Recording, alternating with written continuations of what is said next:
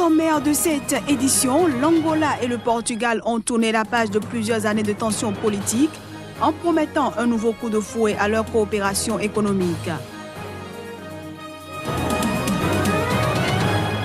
En Afrique du Sud, la Cour constitutionnelle a décidé de décriminaliser la consommation du cannabis à titre privé lors d'un jugement historique rendu à l'unanimité. Et puis au Niger, un missionnaire italien, Pierluigi Macali, a été enlevé à son domicile de Bamouanga, dans le sud-ouest, par des hommes armés.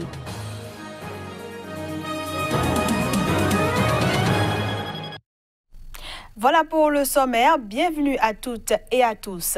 Aux Comores, le président Azali Assoumani a reçu Mohamed Ali Souaili, le chef de l'opposition. Ce dernier a, rappelons-le, boycotté le référendum controversé de juillet. Il a accepté qu'il va aller dans le sens de l'apaisement pour que nous puissions continuer le dialogue. Et ce dialogue portera justement sur les points réellement politiques qui concernent les institutions, la crise politique, les institutions. Et nous avons été vraiment agréablement surpris de voir que le président a évoqué ces 4 points.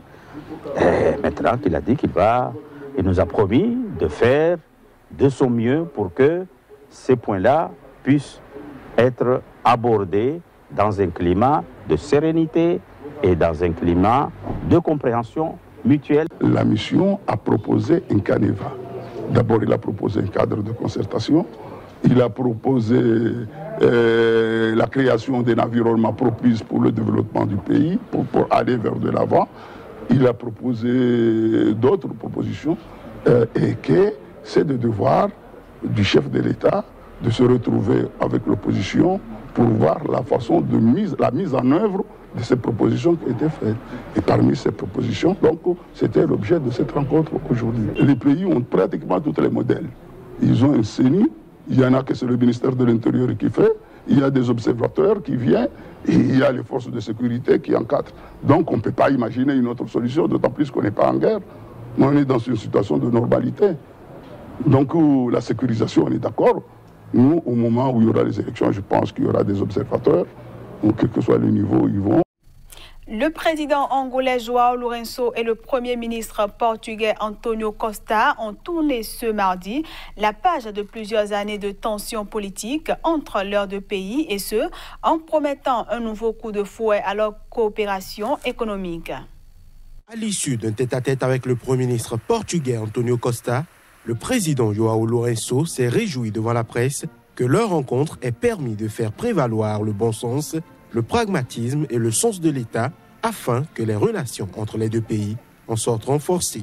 En retour, le Premier ministre portugais a souhaité le développement du partenariat économique et financier entre les deux pays sur une base égale où chacun contribue à la richesse de l'autre. Très liés économiquement, Luanda et Lisbonne, son ancienne puissance coloniale, étaient en froid depuis l'ouverture par la justice portugaise, il y a 5 ans, d'une enquête pour corruption visant des dirigeants angolais, dont l'ancien vice-président Manuel Vicente, et la décision du Portugal de juger sur son territoire ce dernier avait provoqué la colère du président angolais de l'époque, José Eduardo dos Santos. Mais les liens entre les deux pays se sont réchauffés depuis la décision en mai de la justice portugaise de transférer à Luanda le procès de l'ancien vice-président Manuel Vicente, comme le souhaitait l'Angola. Pour marquer la fin de la brouille entre leurs pays, le Premier ministre portugais Antonio Costa et le président João Lourenço ont signé ce mardi un nouvel accord de coopération stratégique bilatérale pour la période 2018-2022. Et le président João Lourenço doit se rendre en visite officielle à Lisbonne en novembre. Discours du président Emerson Mnangagwa à la nation. L'opposition a boycotté la cérémonie qui s'est tenue devant le Parlement du Zimbabwe. Les députés de l'opposition zimbabwéenne ont boycotté mardi le premier discours sur l'état de la nation prononcé par le président élu Emerson Mnangagwa, dont il contexte l'élection. Le MDC a quitté l'hémicycle pour protester contre un président selon lui illégitime. Emerson Mnangagwa s'est à l'occasion engagé à prendre des mesures pour encourager les investissements étrangers et assurer la croissance graduelle de tous les secteurs de l'économie.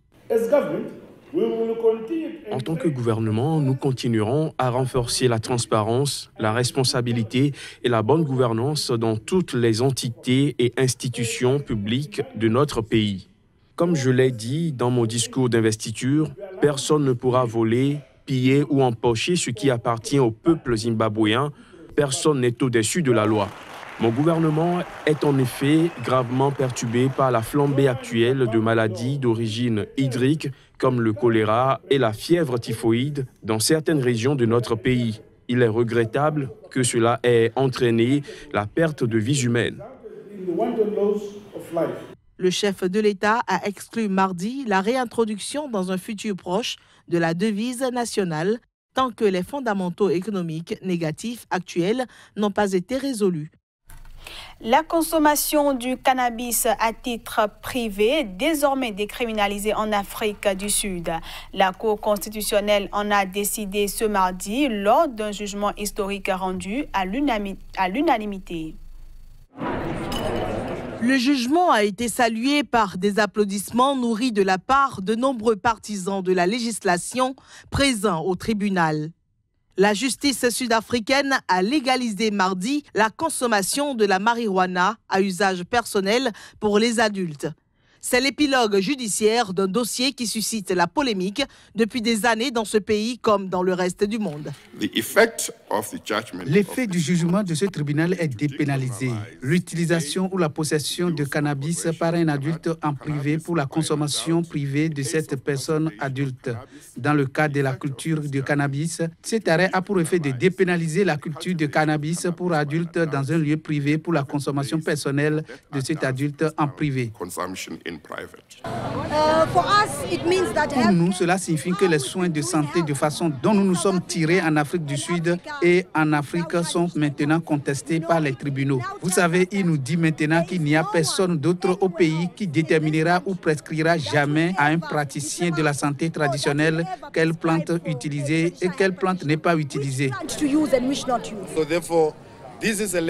Il s'agit d'une victoire historique en ce sens qu'elle décriminalise maintenant notre espace privé. Et nous aimons ce que le juge en chef a dit, que l'espace privé n'est pas limité à notre domicile. Même votre voiture est votre espace privé. La Cour constitutionnelle a ordonné au Parlement de rédiger dans les 2 années à venir une nouvelle loi reflétant la décision judiciaire. À noter que la communauté scientifique demeure divisée sur les bienfaits médicaux du cannabis. Je le disais en titre, au Niger, un missionnaire italien, Pierluigi Macali, a été enlevé à son domicile de Bamouanga, dans le sud-ouest, par des hommes armés. C'est ce qu'a déclaré le chargé de la communication de la mission catholique dans ce pays. L'enlèvement du missionnaire italien Pierluigi Macali a été perpétré lundi soir vers 20h GMT par des hommes à moto, selon le chargé de la communication de la mission catholique au Niger. Les assaillants, qui étaient environ 8, ont enlevé le prêtre à son domicile situé en face de son église, selon des habitants du village de Bamouanga, situé à 125 km de Niamey, région de Tillabéri. La Société des missions africaines SMA, dont dépend le prêtre, a confirmé l'enlèvement sur sa page Facebook, soulignant être en contact constant avec la cellule de crise du ministère italien des Affaires étrangères. Il n'y a pas de revendication pour l'instant. Le village où le prêtre italien a été enlevé se trouve dans une zone proche de la frontière du Burkina, où la situation s'est considérablement dégradée ces derniers mois.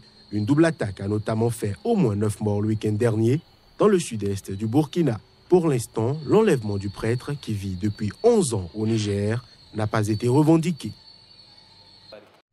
Dominique Ongwen a été utilisé comme enfant soldat. C'est l'argument sur lequel tablent les avocats pour affirmer que l'ex-chef rebelle ougandais de l'armée de résistance du Seigneur est avant tout une victime et doit être acquitté de crimes de guerre. Également accusé de crimes contre l'humanité, Dominique Ongwen fait face à 70 chefs d'accusation devant la Cour pénale internationale pour des actes présumés commis dans le nord de l'Ouganda entre 2002 et 2005. Pour ses avocats, l'ex-rebelle ougandais doit être acquitté de crimes de guerre car il est avant tout une victime puisqu'il a été utilisé comme enfant soldat par l'armée de résistance du Seigneur. Il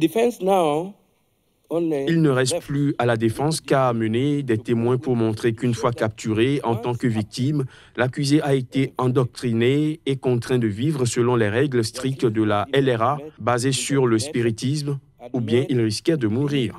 En tant que tel, l'accusé n'avait pas l'esprit libre, si ce n'est l'instinct de survie qu'il a développé pour naviguer dans les dures conditions de la brousse sous la surveillance attentive du réseau d'espions de la LRA. Les enfants enlevés par la LRA, y compris les accusés et utilisés pendant la guerre dans le nord de l'Ouganda, ont grandi dans un des environnements les plus brutaux jamais connus de l'humanité.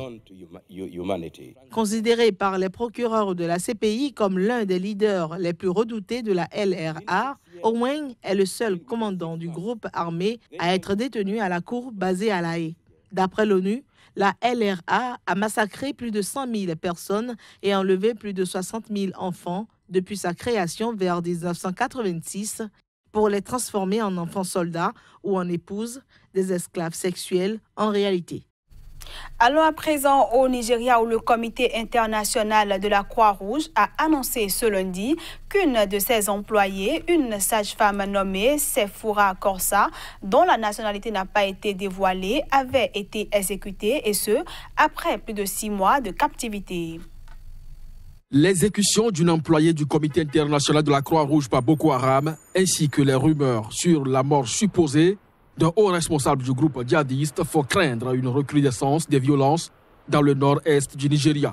Son exécution fait suite à des informations publiées la semaine dernière selon lesquelles des combattants de la faction de Boko Haram de l'État islamique en Afrique de l'Ouest ont tué leur numéro 2, Maman Nour. Ces dernières semaines, l'ISWAP a multiplié les attaques contre l'armée nigériane, ce qui, selon les analystes en sécurité, qui suivent le conflit est le signe que le groupe a renforcé ses capacités de nuisance et son organisation. Mais des sources qui ont des contacts directs au sein de l'ISWAP indiquent que la recrudescence des violences, notamment contre les civils, pourrait être une conséquence de l'assassinat de Maman Nour, qui revendiquait une approche plus modérée du conflit depuis plusieurs années. Et puis en interactualité, les dirigeants des deux Corées ont repris ce mercredi leur discussion à Pyongyang. Au cœur du débat, l'épineux dossier des armes nucléaires du Nord. Mais avant, un accord a été signé par les deux hommes. Poursuivre le rapprochement intercoréen et relancer les pourparlers de dénucléarisation. C'est la mission que s'est assignée le dirigeant sud-coréen arrivé mardi à Pyongyang. Ce mercredi, Moon Jae-in a affirmé que Kim Jong-un était prêt à démanteler 2 importants sites nucléaires et balistiques. Séoul a cependant averti qu'aucun accord n'était a priori garanti lors de ce sommet. Par contre, enfin, un accord militaire de réduction des tensions a été signé. La Corée du Nord se dit aussi prête à fermer définitivement son principal site de recherche nucléaire de Yongbyon, mais à condition que les États-Unis prennent de leur côté des mesures correspondantes. Le Nord a dénoncé les méthodes de gangsters des Américains, accusés de vouloir obtenir son désarmement unilatéral sans faire de concessions à chaque étape et sans alléger la pression ni les sanctions. Les États-Unis espèrent que le sommet intercoréen de Pyongyang aboutira à un pas significatif et vérifiable vers la dénucléarisation de la Corée du Nord, tandis que Pyongyang veut une déclaration officielle des États-Unis pour marquer la fin de la guerre de Corée qui s'est achevée en 1953 sur un simple armistice. Et voilà, mesdames, messieurs, ce sera tout pour cette édition que j'ai pris du plaisir à vous présenter. Merci à tous d'avoir été des nôtres.